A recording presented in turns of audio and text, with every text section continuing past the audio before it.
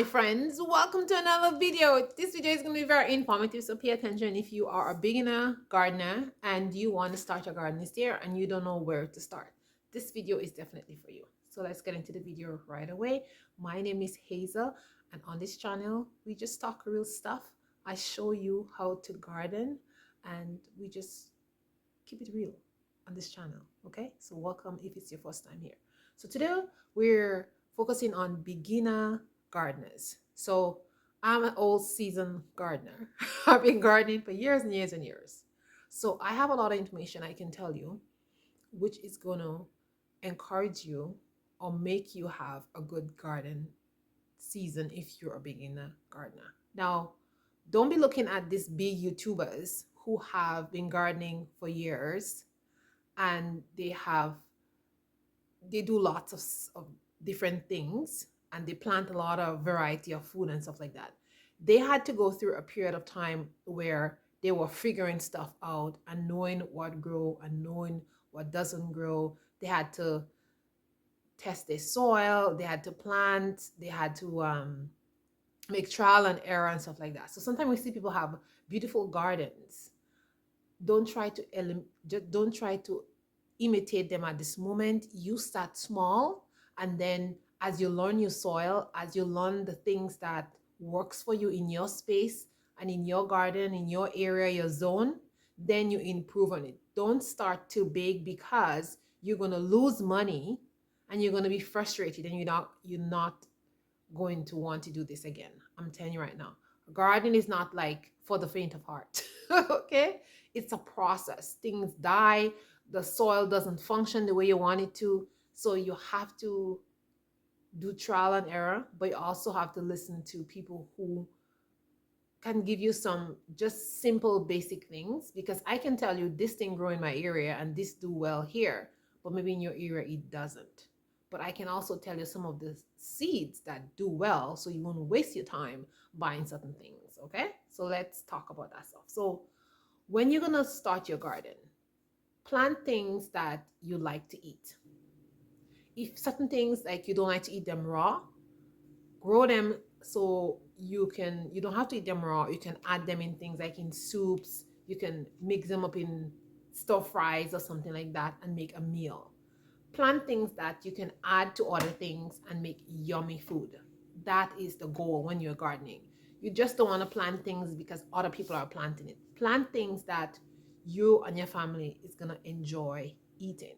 If you like spinach, maybe you can try to plant bok choy, or maybe you can try to plant Swiss chard because it's in the family. And maybe the same dishes that you use for the spinach, you can try those things in that same dishes. It will work out well. Like I like to make shepherd pie. I like to make macaroni and cheese pie. I like to add all these different vegetables in it. Spinach, Swiss chard, just greens added into it, and it makes a delicious meal. So plant things that are similar that you can just take one out and add the other, right? That's some things to keep in mind.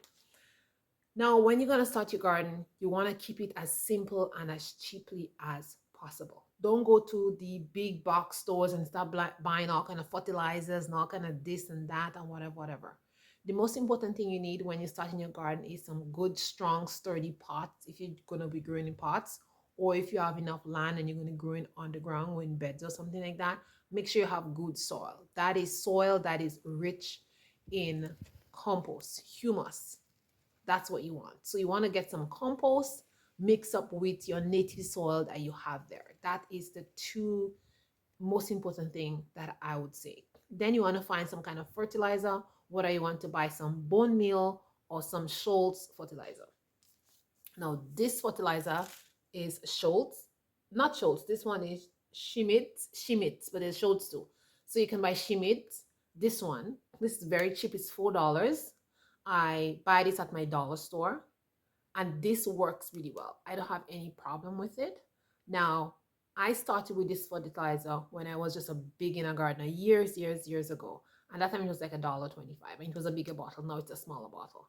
But anyways, you can start with this if you have that in your dollar store where you live. This not in the Dollar Tree, in the Dollarama. If you have a Dollarama where you live, you can start with this. This works really, really well. What I do with this is I soak it in water and I dilute it and I give it to my plants, or it depends on the plant. If I have any like fruit trees that I'm planting or strawberries or something, I just sprinkle it around and it works really well.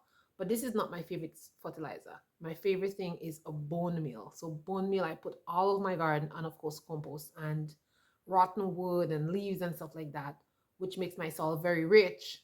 So I don't have to put much fertilizer every year. Every year I just put some mulch and I'm good. But I do this when my plants are flowering. I put bone meal or this in it. This works really, really well. This is only $4. So this could last you a whole season or a season and 2 seasons because you don't need much, just need a small amount. And if you soak it in water, then you can just use it. You get more out of it, I think, more usage. So that's what I do. So that's trick number one. The next thing is to invest in some pots to start your seeds. Now, if you're a beginner gardener, don't start most of your seeds in these cells. These cells, they are for me. That's just me. I just plant certain things in that. Like lettuce, I will plant lettuce in these because lettuces does very well. I will plant corn in this, just like one seed of corn per cell. And as soon as the corn start coming up, then I plant them. You cannot leave corn in this for long because it gets root bound. But if you're a beginner and you're gonna plant corn, you can plant corn in this. You can also plant things that have very, very shallow root system in those things, but not much vegetables and stuff. So just be wary of these things. I know people tend to want to go out there and buy this and put their things in, but this is not really great. It's not deep enough. And certain vegetables, they just does not do well when you start them in this. They need like a deeper cell. So just be careful with this. I always go for these pots and I get great success and germination rate with this. My plant roots, they have enough space to go downwards. And so they do extremely well. I never have a problem. So I always do this. You can get this at the dollar store. This year it's 175. Used to be 125 for 10. This is 10 in a packet. Is it 10? Let me make sure. Yes, this is 10. So 10. And when I'm planting corn, I plant like 6 corn in here and I just take them out. Sometimes I plant 8 or sometimes even I plant 10 in here. So you can plant more things, more seeds, and you can just take them out and then you can just put them in the soil right away, or you can repot them, or you can also put them in those middle size styrofoam cups. You can do that. But I find these are the best things to start your seed starting journey with this, because you're able to plant more things. You have more surface area to plant things. That's, as a beginner gardener, I would advise you to use this instead. They look big, but they are excellent. The next thing I'd advise you to get is a glove. Now, don't get any glove. Yes, I know, gloves. Does it matter what gloves I get? Yes, it does matter. Because if you're a beginner gardener and you're trying to save money, you need to have good gloves which are going to last you our entire season. Now, these gloves are in the dollar store. They're $1.25. And this is a hard plastic glove. It does not break. When I tell it doesn't break, it doesn't break. I must be about 10 out of them. Because every time I go out a different color, I just pick it up. And these are, you just rinse it out. You just rinse these out. It's like a hard plastic. So I love these, and it doesn't say anything, but anyways, these are the best. You see what they look like? They're plastic and they're hard plastic and they work really well. These are my favorite, and I always garden with this. My hands doesn't get dirty, dirt doesn't go under my fingernails, and it's just easy to rinse off when you are finished with it. So get a couple of these. They are at the dollar store. They're $1.25. And if you don't want to touch dirt, you're afraid of earthworms, all kind of stuff, get some of those because they work amazing and they last you all season, 2 seasons. The only thing is, don't hang it out in the sun to dry because sometimes the sun kind of melts it. So just put in a shaded area to dry. That's the only thing I find with them. If you leave them out in the sun, they tend to deteriorate quickly. Don't leave them out in the sun. Put them inside your shed. put them to dry in a shaded area because you don't need the sun to dry them anyways. Just don't do that, okay? The next thing you want to invest in is some plant labels. Like when you are planting, you want to have some labels so you know what things look like. Because I do that all the time. Sometimes I make a mistake with my cabbage and my broccoli and my Brussels sprout. So I learned my lesson. I plant them in, I'm like, oh, this is broccoli, this is Brussels sprout. And no, they're not. I end up having planting things in the wrong place, right? So you want to invest in some labels. And these are real cheap. They're 10 for a dollar. Okay? 10 for a dollar. I prefer the plastic ones because they last forever, honestly. Every year I just use some rubbing alcohol and I just rub out what I write on it and I reuse them. I wash them and reuse them. If you want to use the wood ones, they look like this. They have all kind of shapes. You can choose whichever one you want and buy the wooden ones if you want. The difference between these ones is when you put these in the garden, they tend to rot. These ones, you can put them in your garden and they don't rot. So I would go for this one. These ones I go for all the time. These ones, I plant things indoors and then I just rinse it out and I leave it for the next year, but not in the garden because it's not going to last long. Okay, this is recyclable. Turns into dirt. Now let's talk about what you want to plant. Now, if you're a beginner gardener, you're on a budget, you want to plant some things that are very simple, easy to grow, and things that is no fuss whatsoever. And you don't need to worry too much about having some very rich soil and stuff like that, right? So let's get down to it. So the first thing I would advise you is if you like greens, grow spinach. But before you're going to grow spinach, you need to grow a variety of spinach that does not bolt. Because when I say doesn't bolt, well, yeah, does not easily bolt. That's what I want to say. It doesn't easily bolt. So because I've been gardening for so long, I've come across some different varieties of spinach that takes forever to bolt.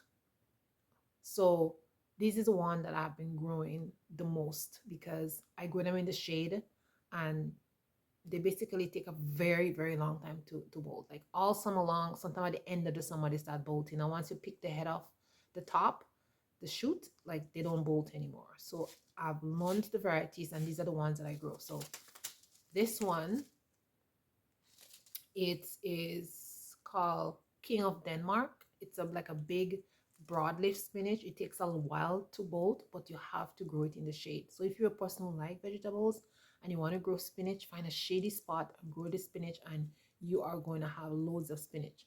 Another one you can grow is a Malabar spinach.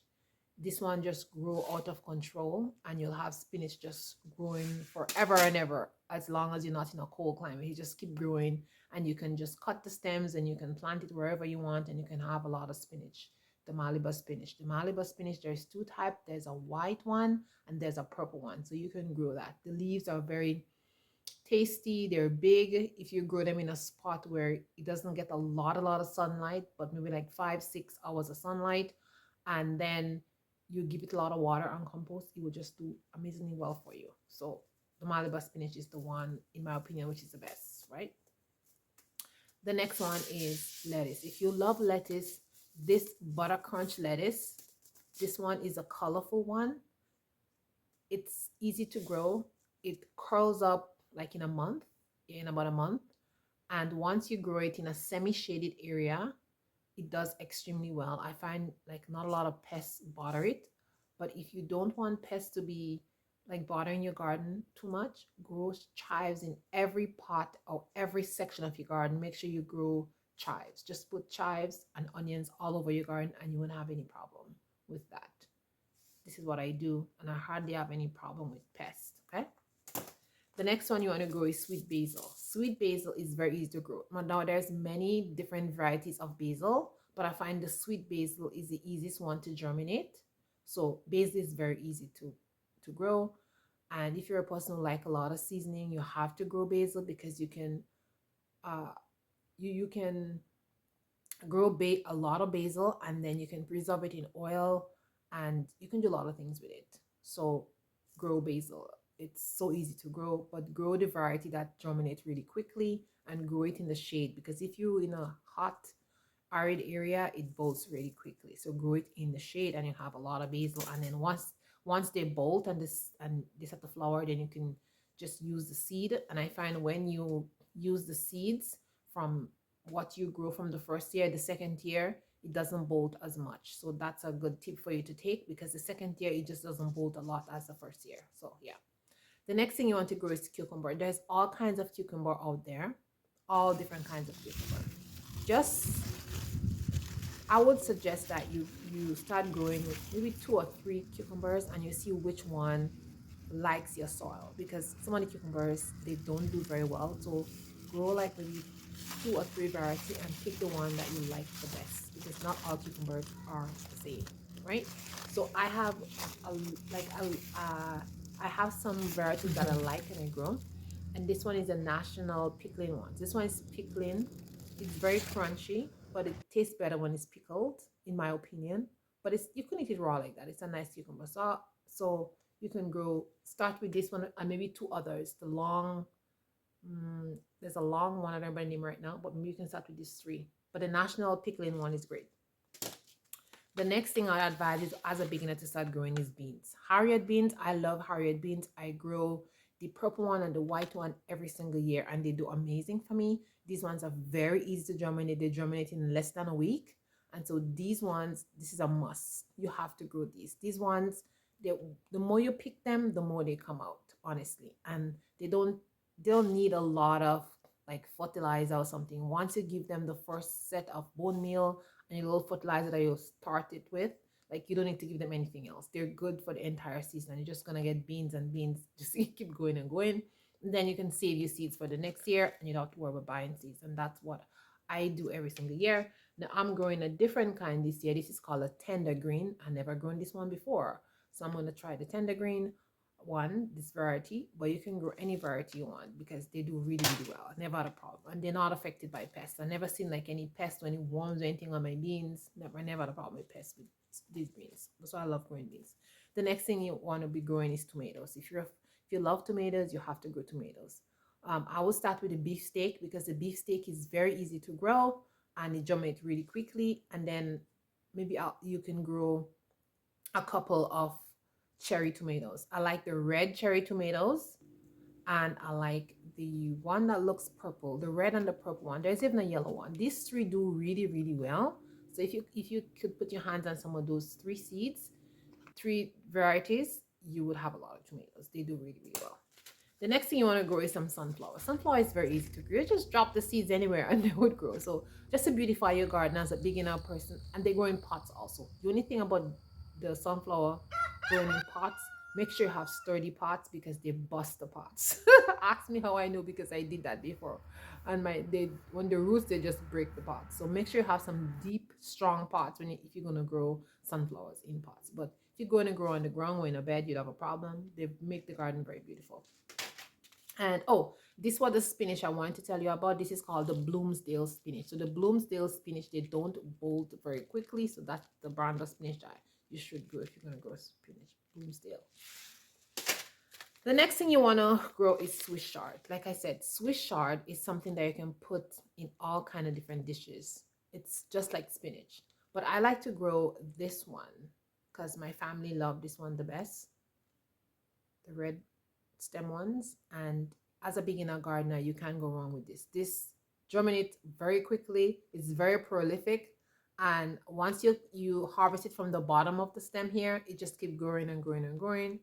And I don't see any pests like affecting it. I never had any pests like come and eat it or anything like that. So yeah, it's resistant to pests. That's in my opinion. I've been growing it for years. No problem with it. The next thing as a beginner gardener, you definitely will want to grow some cabbage. This cabbage is the golden acre, and I love the golden acre because, oh my goodness, it just grows so good.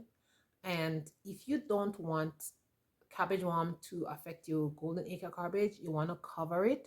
When you plant your seedlings out, you want to cover them and then cover it for about the first 4 weeks. This will give the cabbage worms a chance to like metamorphosis and they would not be worms anymore. so they won't be there like eating your cabbage. But if you just leave them uncovered, in the stage of where they're gonna be metamorphosing, they're gonna come eat your cabbage because they need that food. And that's the trick for growing those cabbages and not letting them be eaten by the cabbage worm. You have to cover them so they don't have the opportunity to go and eat your cabbage at all. So you have to prevent that. And once you cover it for the first 4 weeks, after that you can uncover it. You just use what do you call that? You just use the cover that it's a cloth that you cover your vegetables with. I don't remember the name right now, but you use that cloth. It's like a mesh cloth to cover.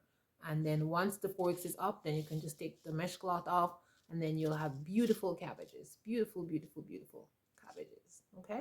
And the mesh cloths are cheap. You can find them at dollar store for like $3 for like 3 meters, 7 meters, 10 meters, different. You can buy them on Amazon. It's not very expensive. The next thing you definitely want to grow is corn. If you like corn, you have to grow sweet corn, because corn, you can do so much things with the corn. You can dry the corn and save seeds for next year. You can make cornmeal, you can make corn flour. Like, you can do a lot of stuff with corn. Just be creative. This is like a whole meal on its own. I can tell you so much things that you can make using corn.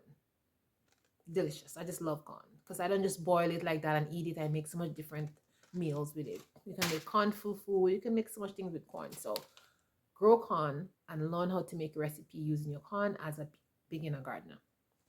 I already talked about the Swiss chard, and I want to show you these sunflower. When you're growing sunflower, there's two different kinds. There's a giant sunflower, which is the first one I show you, and there's a dwarf sunflower. If you're growing in pots, it's best to grow the dwarf sunflower because their roots, they have big roots, but they're not as vigorous as the giant sunflower. So they will bust your pot also if your pot is like not very strong, but they would less likely to bust your pot than the giant sunflower, because these roots, they are medium-sized root. They will crack the pot, but the giant one will just bust the pot on all sides because the roots are huge. So if you have deep enough pots, you can grow these in the pots, and maybe the pot will crack, maybe it would not crack, depends on the quality of the pot. So these ones. And the last thing I want to tell you have to grow is cosmos. If you are a beginner gardener, this is the easiest flower to grow in your garden.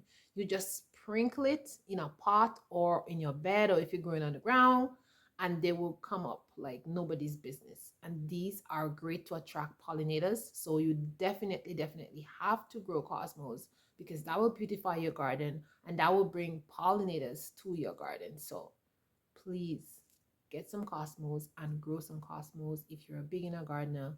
And once you figure out the hang of certain flowers, then you can increase and add different flowers every year, because you would see which flowers that grow easily with your soil and your zone and your temperature and your fertilizer and whatever you put in your soil.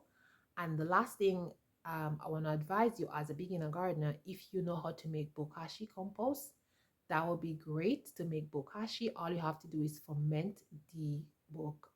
You have to ferment the wheat with milk, or you can use kombucha and ferment it, leave it to dry, and then you can sprinkle it all over your garden. This is amazing for the garden, and it keeps away pests and diseases. And you can also use as a foliage spray on your garden. So as a beginner gardener, these are some simple things that you can do to start your garden. No fuss, not expensive. You can start all these things that I was telling you there. It's like $20. This is $20. Maybe 25, maybe $25. Let's see, 20, no, under $25 actually, $20, because you're gonna buy all your seeds in the dollar store, 175 for one packet of seed. Or if you're in a place where you get seeds for like 50 cents or 34 cents, you can buy all your seeds in that price range. And then you buy your gloves and the fertilizer that I showed you, and you just a very easy starter kit, and you just buy a couple of bags of compost, and you should be ready to go for 20, well, okay, let's say $25. For $25, you should be ready to go starting your garden and just mixing your compost with local soil in your area, right? And you don't have to be like buying a lot of soil. You can go in the woods and you can get topsoil. You can go get leaves and all kind of stuff. Like when you start in your garden, like don't be ashamed to take your car and go drive somewhere and pick up leaves. Just take a rake, go in some forest or somewhere and pick up some leaf, or just get some topsoil or some place that is out there in the woods or somewhere. Don't be afraid to go out there and get some topsoil, guys. Just scrape the top and like listen, the environment out there is for everybody. Just don't be excessive with everything, okay? But you can find some places and you can go get some soil for free. You can even look around your community and find free stuff. Like I know in my area, they give out free wood chips every single year. Find out stuff like that so you don't have to always buy things. They give out like free wood chips. You can get free compost. Like find out things like that in your area and take advantage of those free resources before you decide to go to the store and buy. If it's not available in your area, okay, you have to buy it, but make sure you find out first. Maybe you can drive to another town and get free things. You know what I mean? Just find stuff like that because in this economic time, you need to just like save all the pennies that you can save. So guys, thanks for watching and I hope you start your garden this year.